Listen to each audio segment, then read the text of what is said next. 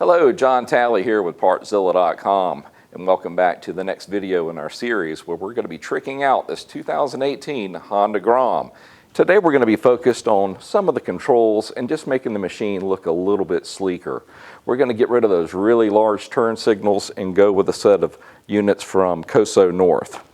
Then we're going to turn our attention to those big mirrors on the handlebars. They're going to come off and we're going to put on a set of bar end mirrors from Driven Racing.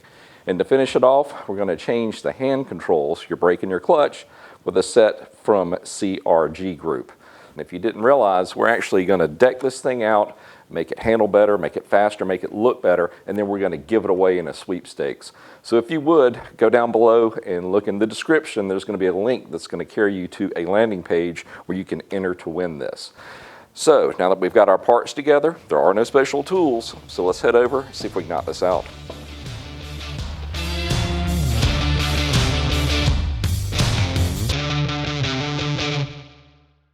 So let's start on the rear turn signals. Most of this is going to be plug and play, so not a whole lot of special tools going to be required. We'll get the seat out of the way. If you were watching when we did the fender eliminator kit, you know that all the wires are routed up through the middle and then went back to the factory connections. Well, we're just going to unplug those, replace our lights, and get them plugged back in. The stock bolts are 14 millimeters. Now here's where you need to pay a little bit of attention because the new ones are actually not color-coded as the ones we took off. So you need to remember to carry the right one over to the light blue and the left one over to the orange. Feed our wire through the bracket, then through a washer and that nut that's going to hold it in place. The Koso lights have different size bolts from stock. The stock one's 14. These are 12 millimeter. So we don't get confused later, let's go ahead and plug this one in. Of course, your black is going to go to your ground, which on a Honda is the green. We're going to carry the red over to which side? Orange. One side down, one to go. This is identical to the other side. We only have one place left to plug it in. Like I said, this is going to be really simple. The only tricky part is going to be when we head up front and we go to pull the full headlight assembly off and get to that relay. Get that zip tied back together and we'll tuck it up under the corner. With that done, let's pop the seat back on and then attach the front. It just doesn't look right, does it? Give me a minute, I think I can fix this. All right, now that's more like it. Let's get the front done. So let's start by removing these 4 5mm hex bolts. And when we get under here, what we're going to find, other than the wiring, is the relay is going to be somewhere in here on the back side of that plastic. Now you just want to lift out to get it out of the indentions. And there she comes. All right, what we're going to do is just disconnect it from the main harness, because everything we're about to do is right here. We're going to replace, of course, the turn signals. And there's your relay that we're going to end up swapping out. Let's take this over to the teardown bench, lay it on something soft, and get it taken apart.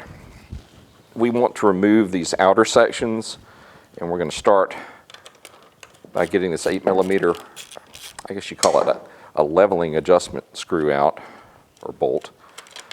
Then this little plastic rivet, and you release it just by pushing it in the middle, and then it'll pop out. Now with those out, is just separate it right here, like so. And then what you're going to do is right here, this arm goes up, and then you can pull it through. Now you can rotate it to get this part up above the plastic. There she goes. Disconnect your blinker wire. One down, one to go. Pops right out. Now we can get those removed.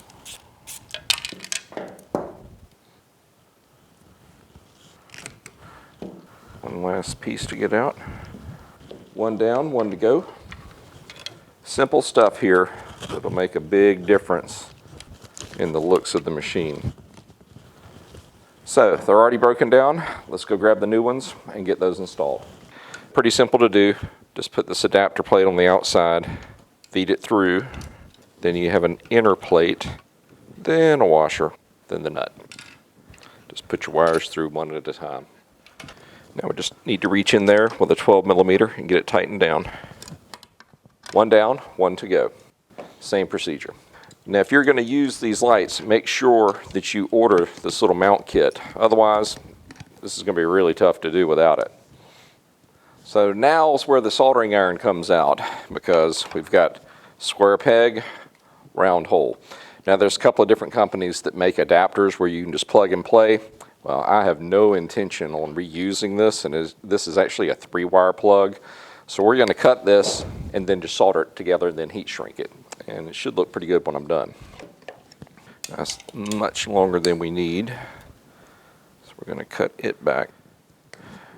Now, I said earlier that this was a 3-wire system. We're actually only going to be using 2, and the 2 we're after are the green and the orange. And your green is going to be your negative. The orange with the white stripe we will not be using, because that's the running lights, and this is a single bolt system. So the way we're going to do this to where we don't have a big section there is we're going to cut one back on either side, so where the connections are not made at the same point. So the way that's going to line up is like this. And here's what most people forget, to put the shrink tube on before they solder. Now let's make a few connections. The way I typically do this is just wrap them around once. Get this tinned up. That's all she takes. Now aim away from that long piece because we don't want to shrink it yet, but let's get these 2 smaller ones done.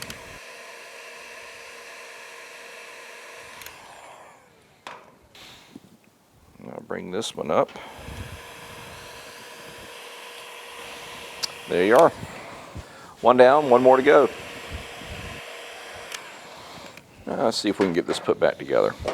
Then we'll turn our attention to that relay, because this relay is not going to work with just a regular 12-volt bulb, which is what we took off. What we're actually installing, of course, is LEDs, so it has a different resistance, and we have to take that into account by swapping out the relay. Get our pin back in. This time we're just going to push it flush, like that, and set our adjuster back to 0, which was that line that you see right here. Now all we have to do is plug it up. That should do. Next, we just need to turn our attention to the relay. Then we're going to use spades to make the connection into the harness, and then we're going to have to put an eyelet and make a ground for it. Big believer in heat shrink, aren't I? That comes from working on boats for too long. So we're going to use that as our ground. Now I just need to see what size connector I need. That should do it.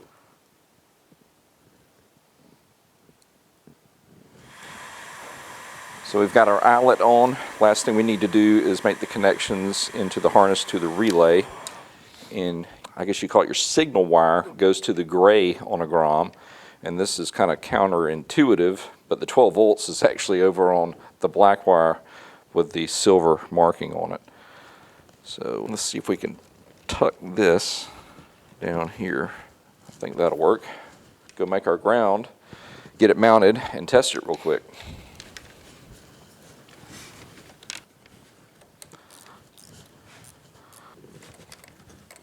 So we can connect up our main harness. Pull that back over. Our headlight. It looks like she's ready to go up now. Now, before we put those bolts back in for the headlight assembly and turn signals, let's test it real quick. Key on. There's our right, off, and left. Success! Now, let's do something about these mirrors. I'll tell you what, let's go one step further. Let's go ahead and get the mirrors and the levers off. Since we are going to go with bar end mirrors, that means we're going to have a threaded hole left. I think I'm gonna head to the hardware store here in a little bit, see if I can find something that matches up so we can plug that off, maybe with a button top, give it a finished look. Now let's go ahead and get our clutch. There's a 10mm on the bottom and then a flat blade up top. So we'll break the 10 loose because that basically just locks it in place. Then we can unscrew that one. Now for the brake, it's just a 10 up top and below. Now let's go ahead and get our brake on, but before you put it on, go ahead and get some grease and put it inside the pivot point. Otherwise it's going to wear prematurely. And then we'll put some, we're pushing against that cylinder. Oh, that already looks so much better.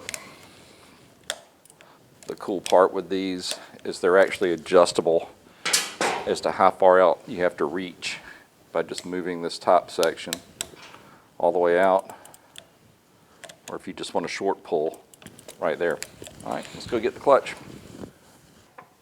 Same scenario on the pivot bolt.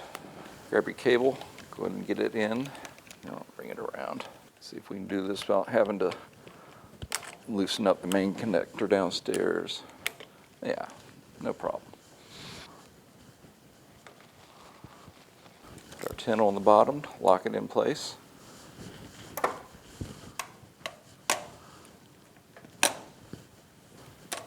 Cool. Look at that. That should do it.